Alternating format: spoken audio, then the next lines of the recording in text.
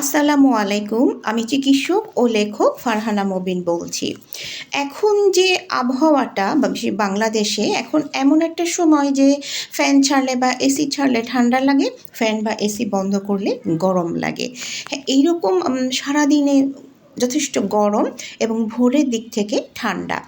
এইরকম আবহাওয়াতে মানুষ কিন্তু খুব দ্রুত হাঁচি, সর্দি, জ্বর, কাশি, গলা ব্যথা, যেটাকে আমরা মেডিকেল সায়েন্সের ভাষায় বলি ফ্যারিনজাইটিস, অর্থাৎ শ্বাসনালীর যে ইনফেকশন, এরকম অনেকেরই হয়। এবং যারা অনেক বয়স্ক মানুষ অথবা যারা ছোট মানুষ, তারা খুব দ্রুত কিন্তু নিউমোনিয়াতে আক্রান্ত হতে পারে। যদি এমন হয় যে বুকের মধ্যে অনেক কফ জমে আছে, কিন্তু যে ছোট ছোট শিশুটা আমরা তাকে ঠিকভাবে ডায়াগনোসিস করতে পারিনি, অথবা যিনি অনেক বয়স্ক মানুষ, ওনার যদি অনিয়ন্ত্রিত ডায়াবেটিস থেকে থাকে এবং উনি যদি সচেতন না হন, blood sugar, high blood pressure যদি কন্ট্রোলে না থাকে, তখন কিন্তু ওনার ঠান্ডা লাগাটা খারাপ কোনো কিছুতে রূপান্তর হতে পারে। আমি নিজেই ঠান্ডা, সর্দি, জ্বর, কাশি নিয়ে অসুস্থ। আমার গলার অবস্থা খুবই খারাপ। এইটা হলো ওয়েদারের একটা ইফেক্ট। এই সময়টাতে আমাদেরকে কি করতে হবে? প্রচুর পরিমাণে ভিটামিন সি জাতীয় খাবার খেতে হবে। ভিটামিন সি, এবং সেটা হচ্ছে রান্না করার পরিবর্তে আমরা যদি ভিটামিন সি থাকে হলো সবুজ এবং হলুদ শাক, সবজি, ফলের মধ্যে। এখনকার আবহাওয়াতে, এখনকার যে সিজন, এই সময় গাজর, হ্যাঁ, গাজর এটা হচ্ছে ভিটামিন সির খুব ভালো একটা উৎস। তবে যারা ডায়াবেটিসের রোগী, তারা গাজর ন্যাচারালি কম খাবার চেষ্টা করবেন, কারণ গাজরের মধ্যে ভিটামিন সি, যেটা বিটা ক্যারোটিন নামে যে এলিমেন্টটা গাজরের মধ্যে থাকে, হ্যাঁ, এইটা খুব নিঃসন্দেহে খুব উপকার, কিন্তু গাজরের মধ্যে চিনির মাত্রা তুলনামূলকভাবে বেশি। এই জন্য যারা ডায়াবেটিসের রোগী, তারা গাজরটা অ্যাভয়েড করে বাজারে আরও বিভিন্ন ধরনের যে হলুদ সবুজ শাকসবজি, ফল আছে, সেগুলা খেতে হবে। এবং যদি গলা ব্যথা অথবা গলার ভয়েস আপনার কাছে মনে হয় যে পরিবর্তন হয়ে গেছে, জ্বর জ্বর লাগছে, কাশি, সেক্ষেত্রে আপনার খুব এমন যদি হয় যে খুব বেশি কাশি না, কিন্তু আপনার অস্বস্তি বোধ হচ্ছে, আমার ভয়েস শুনেই যেমন বুঝতে পারছেন আমার গলার অবস্থা খারাপ, এইরকম যদি হয়, সেক্ষেত্রে আপনাকে হালকা গরম পানির মধ্যে লবণ দিয়ে পুরো 24 ঘন্টার মধ্যে 4 থেকে 5 বার গার্গল করতে হবে। আবারও বলছি, হালকা গরম পানির মধ্যে লবণ, সেখানে আপনি একটা এলাচ মিশিয়ে দিতে পারেন, অথবা একটা লবঙ্গ, একটা তেজপাতা মিশিয়ে দিতে পারেন। সেই পানিটা আপনি একটু জাল দিয়ে নিতে পারেন লবণ ছাড়া, আর লবণ দিলে সেই পানিটা জাল দেওয়ার দরকার নাই। সেই পানি দিয়ে আপনাকে 24 ঘন্টার মধ্যে 4 থেকে 5 বার, সম্ভব না হলে 3 থেকে 4 বার আপনি গার্গল করবেন। এবং প্রচুর পরিমাণে ভিটামিন সি জাতীয় খাবার খেতে হবে। আর শুরুতেই, আমি আবারও বলছি, শুরুতেই কোনো সোশ্যাল মিডিয়া দেখে অথবা কোনো ফার্মেসিতে যেয়ে অ্যান্টিবায়োটিক ওষুধ খাবেন না। হ্যাঁ, আমরা অনেকেই জানি না যে অ্যান্টিবায়োটিক ওষুধ, হ্যাঁ, একজন রেজিস্টার ফিজিশিয়ান ছাড়া খেলে কিন্তু এটা হিতে বিপরীত হতে পারে।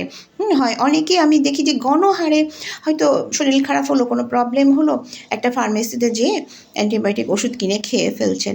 এতে আমরা নিজের অজান্তেই কিন্তু অ্যান্টিবায়োটিক রেজিস্ট্যান্স তৈরি হয় আমাদের শরীরের মধ্যে। কারণ কোন অসুখটার জন্য কোন অ্যান্টিবায়োটিকটা অ্যাপ্রোপ্রিয়েট, এবং একটা অ্যান্টিবায়োটিক সব মানুষের জন্য কিন্তু অ্যাপ্রোপ্রিয়েট না। এই ওষুধ প্রেসক্রাইব করার আগে আমরা অনেক কিছু একজন পেশেন্টের দেখি, বয়স, অ্যাডিশনাল কোনো অসুখ আছে কি না, ওনার কোনো কোনো ওষুধে ওনার হাইপার সেন্সিটিভিটি আছে কিনা, এরকম আরও অনেক কিছু, ওজন, তারপরে ওনার ফ্যামিলি হিস্ট্রি। এই জন্য নিজে থেকে কোনো অ্যান্টিবায়োটিক ওষুধ খেতে যাবেন না। এইটা হচ্ছে আবহাওয়া পরিবর্তনের জন্য এরকম এখন অনেকের জ্বর হচ্ছে, কাশি, গলা ব্যথা, ভয়েসের পরিবর্তন হচ্ছে। এটা সব ঠিক হয়ে যাবে। রেগুলার গার্গল করবেন। আবারও বলছি, ভিটামিন সি জাতীয় খাবার বেশি করে খেতে হবে। এবং যাদের ডায়াবেটিস, হাই ব্লাড প্রেশার আছে বা ডায়াগনোস হওয়া কোনো অসুখ আছে, সেটা অবশ্যই নিয়ন্ত্রণে রাখতে হবে।